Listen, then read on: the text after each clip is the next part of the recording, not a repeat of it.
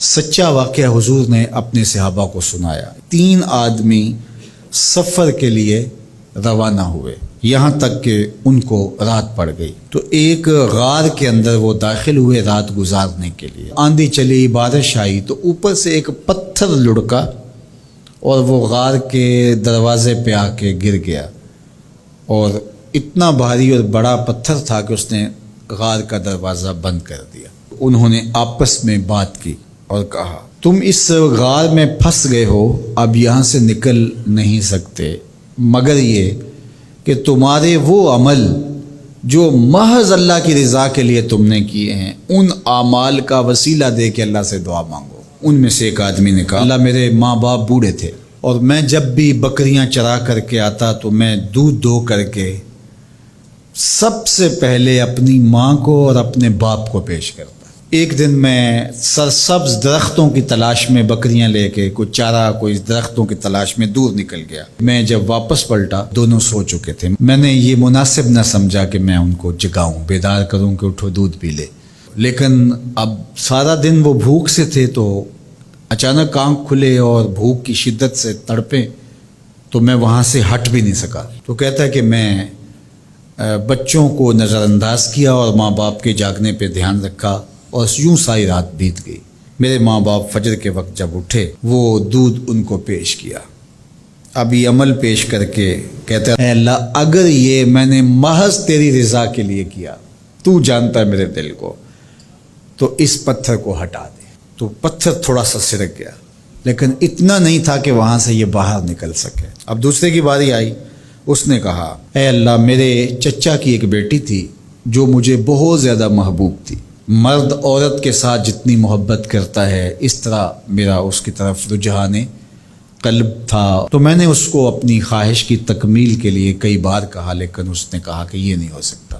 اور پھر ایک دن حالات نے اس کو مجبور کر دیا، فاقہ زدہ حالات ہو گئے، غربت آ گئی، تو اس نے مجھ سے اپنی حاجت طلب کی، تو میں نے اس کو 120 دینار دیے، لیکن اس شرط پہ کہ تم اپنا جسم میرے سپرد کرو گی۔ اب مجبوری سے اس نے کہا ٹھیک ہے، لیکن میں نے دیکھا کہ اس کا وجود اللہ کے خوف سے کانپ رہا تھا، اور مجھے کہنے لگی اتق اللہ، اللہ سے ڈر اور اس کی حدوں کو نہ توڑ۔ میری خواہشات تو پگلی تھیں، آرزوئیں تو بےتاب تھیں، اور میں اس کی قیمت بھی ادا کر چکا تھا، لیکن اس کا یہ جملہ کہ اللہ سے ڈر، تو میں نے تیرے سے ڈر کے اس کو چھوڑ دیا، اور جو اس کو میں نے 120 دینار دیے تھے وہ بھی اس کے پاس رہنے دیے۔ اللہ میرے اس مخفی عمل کو تو ہی جانتا ہے، تو اگر میں نے تیری رضا کے لیے ایسا کیا تو اس پتھر کو ہٹا دے۔ تو پتھر تھوڑا سا ہٹ گیا، سوراخ تو زیادہ ہو گیا لیکن ابھی بھی وہاں سے گزرنا ممکن نہیں تھا۔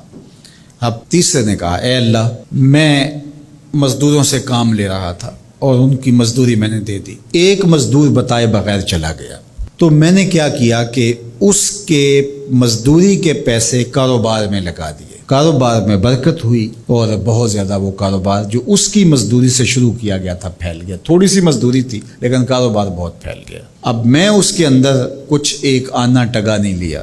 ایک عرصے کے بعد وہ شخص آیا، اس نے کہا مجھے میری مزدوری دے۔ تو میں نے کہا یہ بکریاں، یہ بھیڑیں، یہ اونٹ، یہ غلام، یہ نوکر چاکر، یہ سب کچھ ہے، یہ تیری مزدوری ہے۔ تو اس نے کہا میرے ساتھ مذاق نہ کر، وہ میں تو مزدوری کے وہ چند جو لینے آیا ہوں اور آپ کہتے ہیں یہ سب کچھ تیرا ہے۔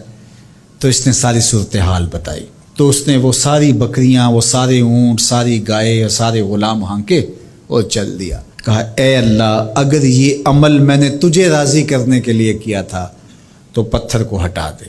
تو حضور نے فرمایا وہ پتھر ہٹ گیا اور یہ چلتے ہوئے باہر آ گئے۔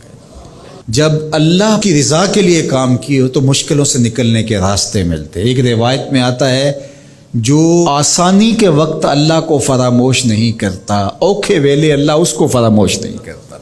ہم تو کسی مصیبت میں پھنسے تو چالاکیاں کرتے ہیں، کوئی چالاکی، کوئی مکر کہ اس سے نکلیں۔